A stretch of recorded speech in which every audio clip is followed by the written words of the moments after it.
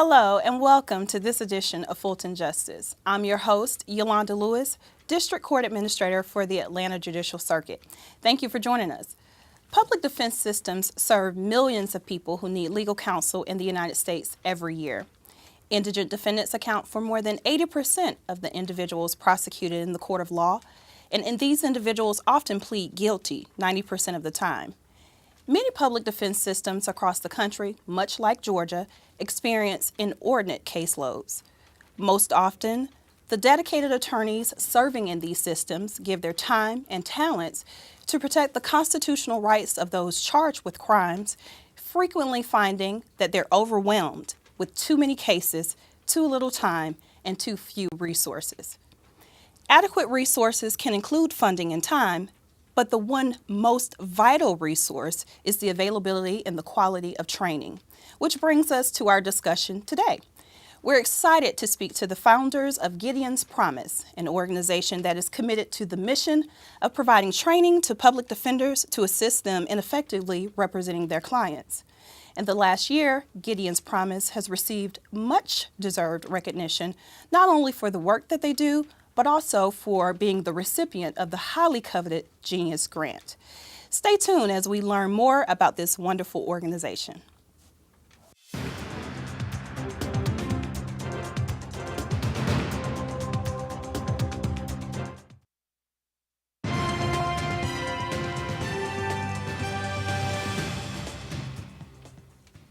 Welcome back to Fulton Justice. Today we are here with the founders of Gideon's Promise, husband and wife duo, Jonathan Rapping and Ilham Askia.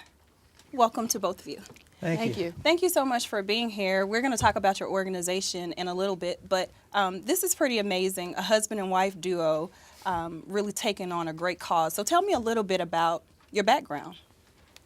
Well, I started my career as a public defender in Washington, D.C.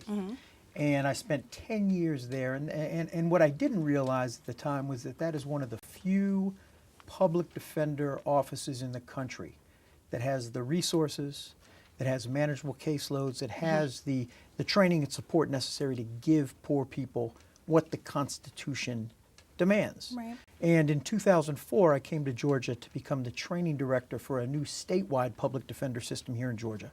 It was my introduction to working in jurisdictions where there really were resource challenges and pressures to move cases through the system and often undermine justice, despite everyone's best efforts. Right. 2 years later, I went to New Orleans after Katrina to help rebuild that office.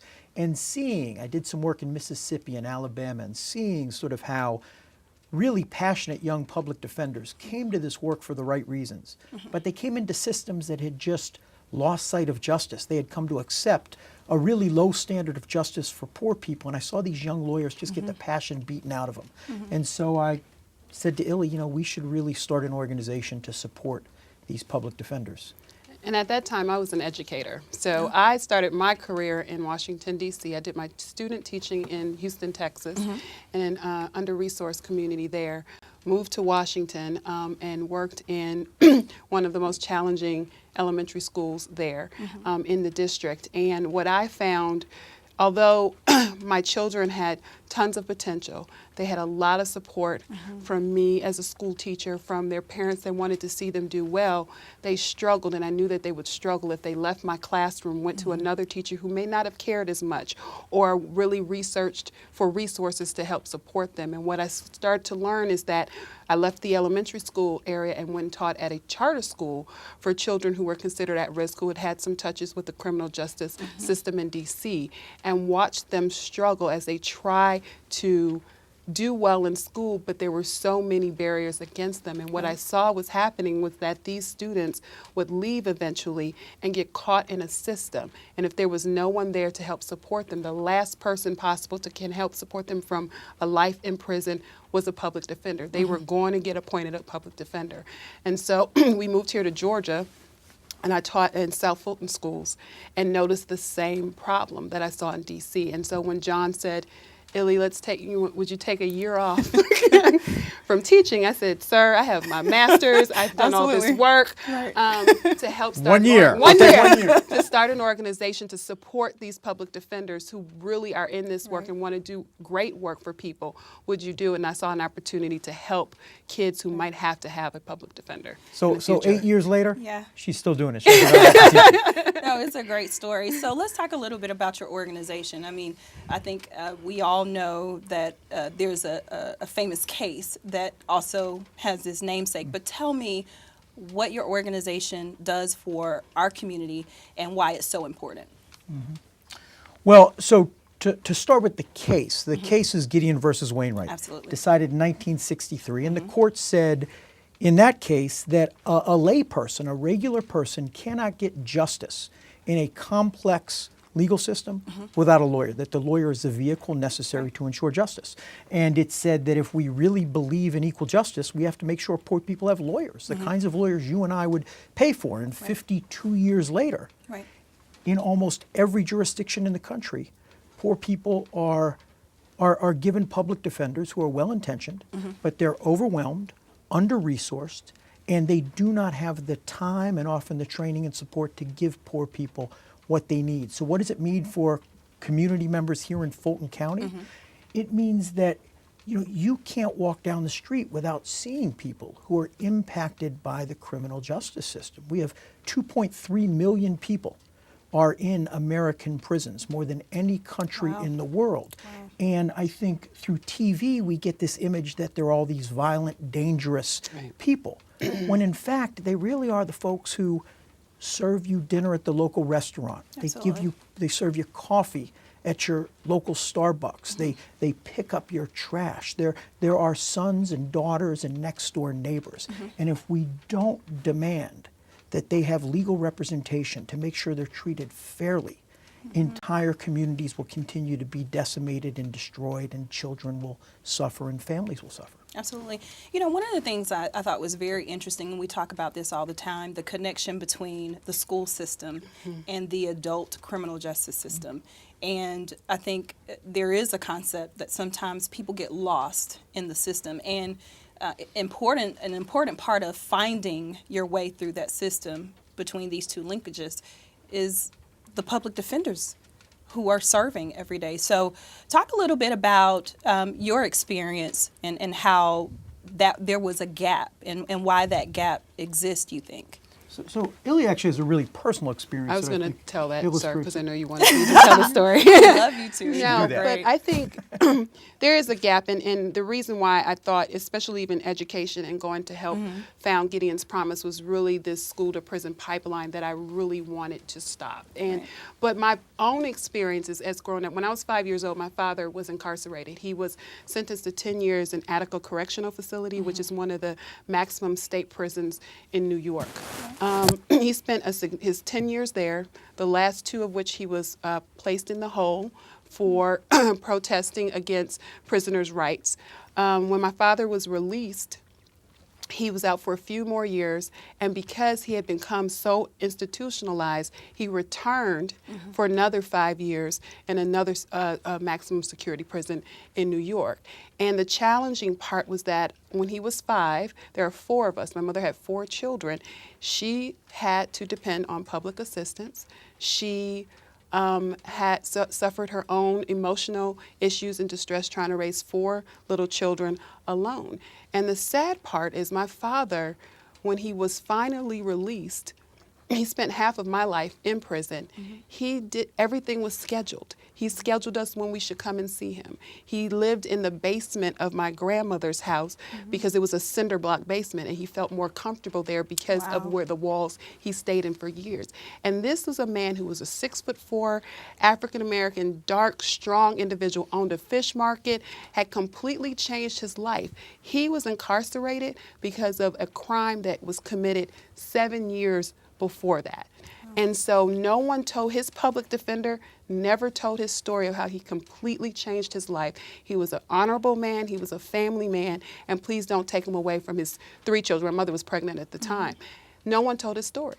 He was given this deal, laid on the table, and said either take this or you're going to do the rest of your life in prison. And he took it. And so it greatly impacted our Absolutely. family. And so the reason why I do this work and why Gideon's Promise exists is so that other children don't have to lose their mothers, their uncles, whoever is the caretaker for them, have to lose them. They get a chance. Everyone's entitled to a second chance, and they should not be incarcerated because of a mistake or circumstances that were beyond their control. I can tell how passionate Oh, I'm you are sorry, I about get so angry. No, I think that's important. I think that it's important to have passion for the work that you do, and I think that that's probably why your organization, we were talking a little bit earlier about your organization being in so many states, and people are latching on to the concepts that you're giving us. So tell us a little bit about the programs. What type of programs do you offer under your organization?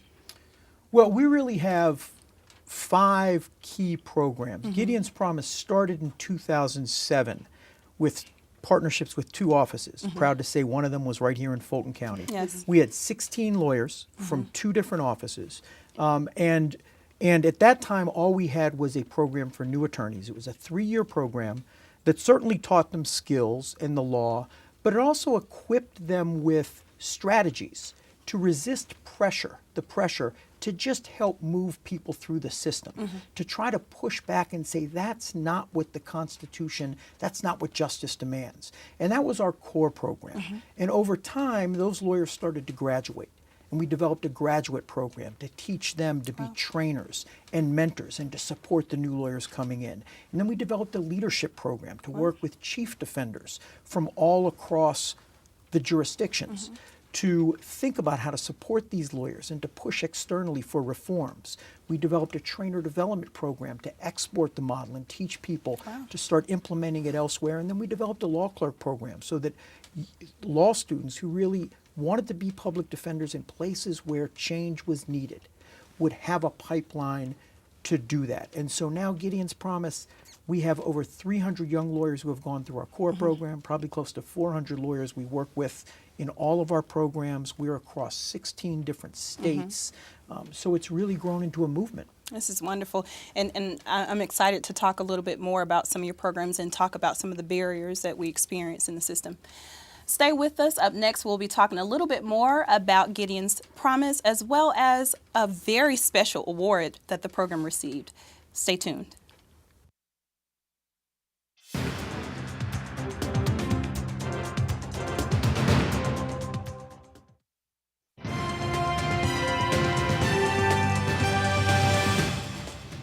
Thank you for staying tuned. We're back with the founders of Gideon Promise, and we're going to talk a little bit more about the organization and some of the things that you all are working on. Now, before the break, we were talking about the organization in general, but there was a question that I really wanted to ask. The face of the people that you see who come in through the public defender system that you're helping. Who are these people? Well, the faces are kind of what John mentioned before. They're the people that you see every day. They're the people that you interact with at the gym. There are folks who are mothers, young men, a lot of teenagers, just young people who may be, just doing what young people do. They're at the movie theater, they may say something or do something or walk across the street inappropriately or raise suspicion. And they are everyday individuals who are just get caught in a system. I mean, and a lot of times really do not understand once they've been arrested what the process really is about. And I think a lot of things I see, especially when I go out and talk in the community about the work that we do, people really didn't understand what the process is, that you should have an attorney present, that you should not sit and talk to someone who is not representing you and advocating for you. And so I just say it's the people around the corner. They're people that look like me, just every day. They're the teachers. They're the teachers' sons, the teachers' daughters. I get a number of phone calls, even now from members of my own family, who actually, something has happened. They are in trouble. They open up a telephone book and find a name of a lawyer in the book and not really understand that particular attorney may not have any criminal defense experience at all. But I also think when you ask who are the people, everything Elise says is absolutely right. The one difference between the people that our lawyers represent and everyone else is that they are almost exclusively poor, and they are disproportionately people of color. We have a criminal Yes. justice system now that punishes some people for making a mistake incredibly harshly, so harshly that many of them can't get their lives back on track. While other communities make mistakes, they're forgiven, and they go on to private schools or they live their lives. So we represent communities of people who are poor, disproportionately of color, and punished severely. And I often say that really what our lawyers are doing is this generation's civil rights struggle. Absolutely. Because I think nowhere are poor people and people of color being treated more severely than in the criminal justice system. And if we really want to see meaningful change and equal justice, we have to support these lawyers. And I think the last thing I'd say about that is, unfortunately, the criminal justice system is a system that has oftentimes lost sight of the humanity of certain populations of people. That's right. When you really don't see people as your neighbors, as your community, it becomes easy to turn a blind eye while they're true. processed into prison cells, while they're locked away for years. And we have to remind the system of the humanity and the dignity of the people we represent. That's a key component of the work and training and support we do through Gideon's Promise. Now, there's one thing I want to talk to you about before we talk about this special award, but I want to talk to you about criminal justice reform. I know you've probably been keeping up with what's happening in Georgia. I know it's happening around the country, but specifically how we are trying to reform the system in Georgia. What are your thoughts on the criminal justice reform movement here in Georgia? Well, actually, Georgia is doing more than other states. But I often say that policy reform alone is not enough. It's critically important, and we have to engage in policy reform. But if we don't get people to really start to see the humanity of the people in the system, and to want to treat them the way we would want our loved ones to be treated, we won't have meaningful reform. So I think policy reforms are important, but we also have to start educating lawyers, judges.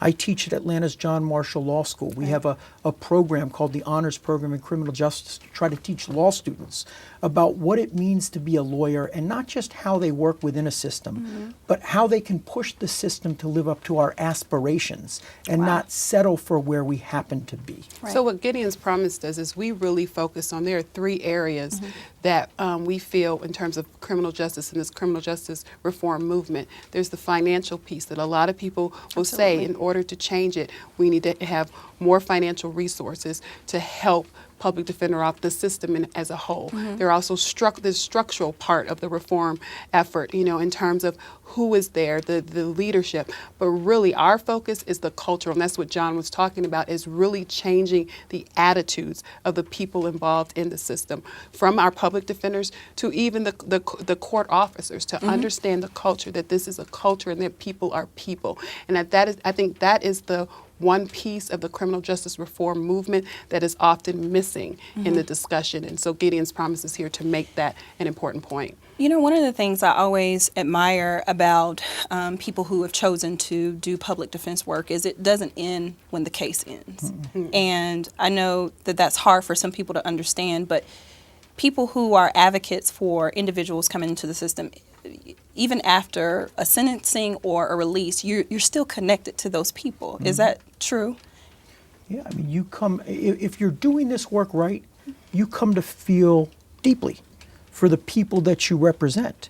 And while your objective, while they're in the criminal justice system, is to help get them out of that trouble, you certainly want to help them fix all of the problems that landed them in the system in the first place. Because if you can get them out of trouble now, but we don't fix the fact that they have inadequate housing and inadequate education and inadequate job opportunities and mental health challenges, they're going to be back in the system. Yeah, it's a lot of work.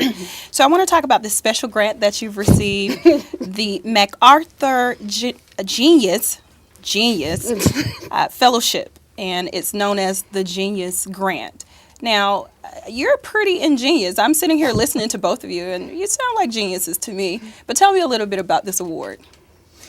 Well, the award really recognizes people in all fields. Yeah. As a matter of fact, of the 21 recipients, there were only 3 were lawyers.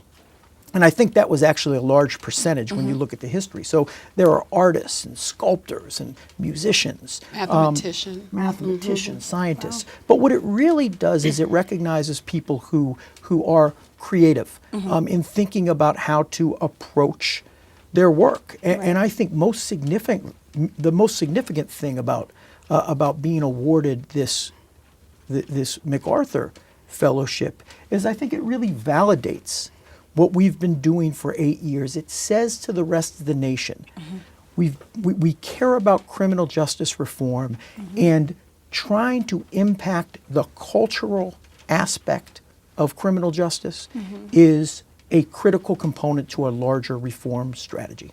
And so do you think, since you've received this award, has this really helped you get the word out about what you do and how important this work is? I think it's to opened people some who doors. would not have normally known about it. I do. I think that, it has been very helpful for us when we have knocked on a few doors a couple of years ago, and really people were not too interested or really just weren't not aware. I think it's enabled us to have conversations with communities that otherwise had no idea that criminal justice reform didn't affect them. And I think people really are starting to see that as a society as a whole, if we don't fix this problem, it will affect people who think they are so far removed from it. So yeah, it really has. And I'm really excited about all the outreach events that we've been able to do. We've been able to talk to a few members of the SCLC and a number of other organizations who are very civil and human rights organizations who are interested and see how our work is very similar to what their missions are. So excited about that. Yeah, it's a great honor to have, and we're glad that you're here in Georgia and you're receiving that honor. We're right on Peachtree.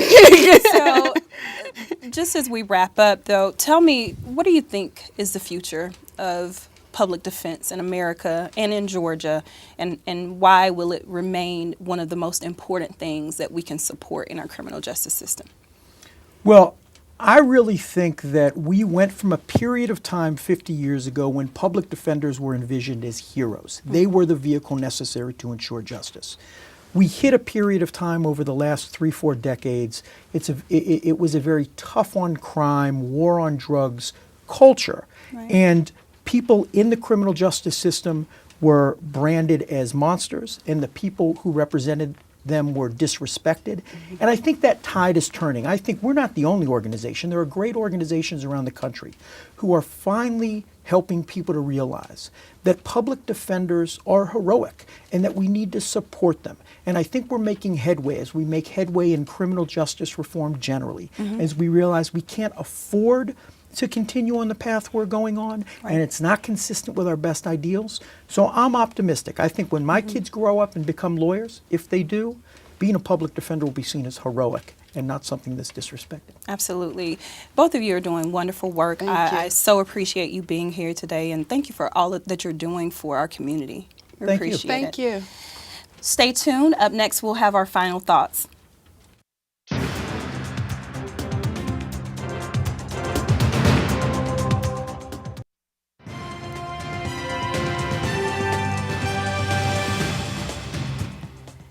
Since 2007, Gideon's Promise has trained more than 250 public defenders to ensure that the constitutional rights of all persons, without regard to race, religion, or socioeconomic status, are met.